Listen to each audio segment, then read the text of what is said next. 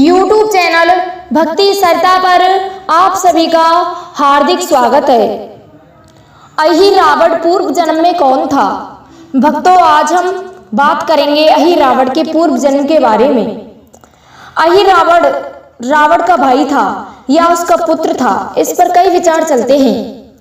कुछ लोग इसे रावण का पुत्र भी मानते हैं तो कुछ लोग इसे रावण का भाई भी बताते हैं।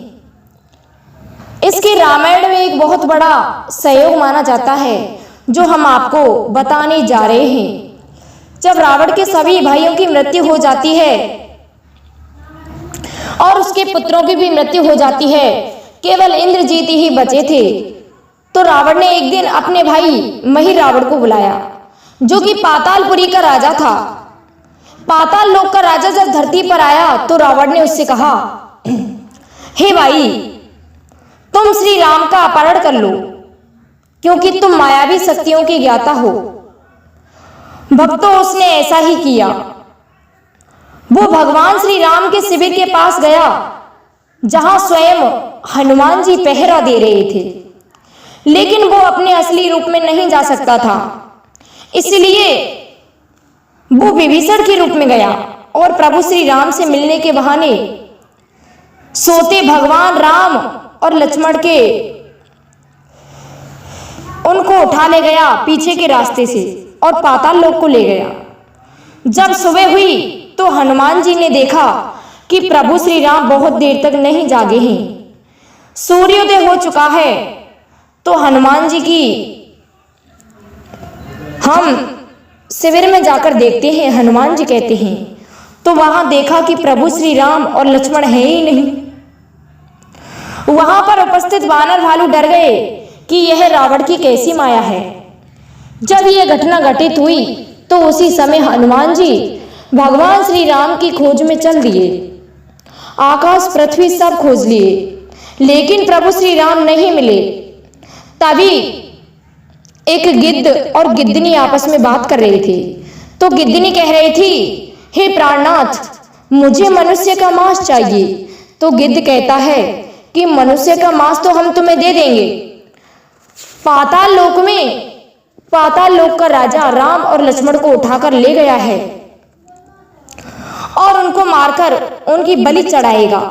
उस बलि चढ़ाए हुए मृत शरीर को लाकर मैं तुम्हें दे दूंगा, जिसे तुम खा लेना।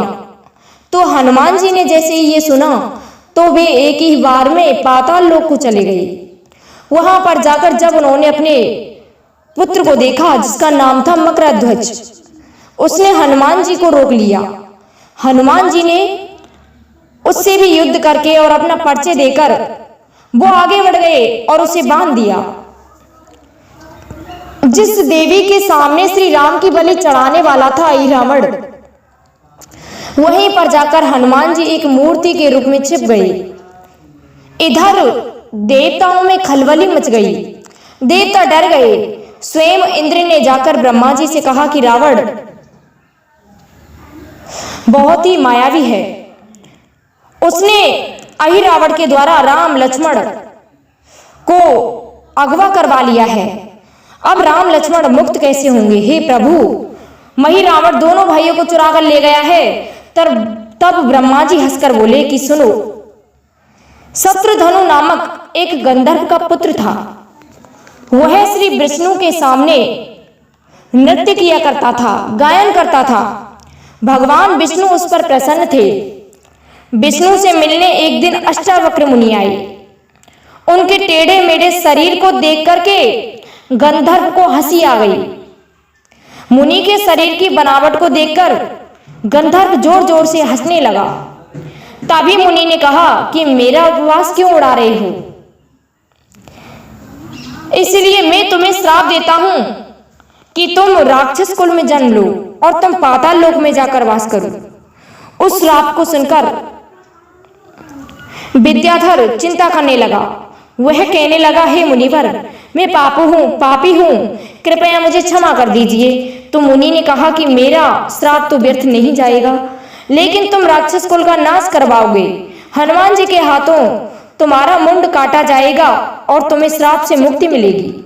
और वह पाताल में जाकर अहिरावण बन गया। भक्तों, इस प्रकार से यहाँ से आगे की कथा आपको पता ही होगा कि हनुमान जी ने किस प्रकार से राम लक्ष्मण जी को मुक्त करवाया था। हम समझते हैं आप सभी को हमारी ये वीडियो पसंद आई होगी, इसीलिए आप सभी से हमारा निवेदन है कि हमारे चैनल को लाइक, शेयर और सब्सक्राइब कर दें। हम प्रत्येक दिन एक ना एक वीडियो डालते रहते हैं। धन्यवाद।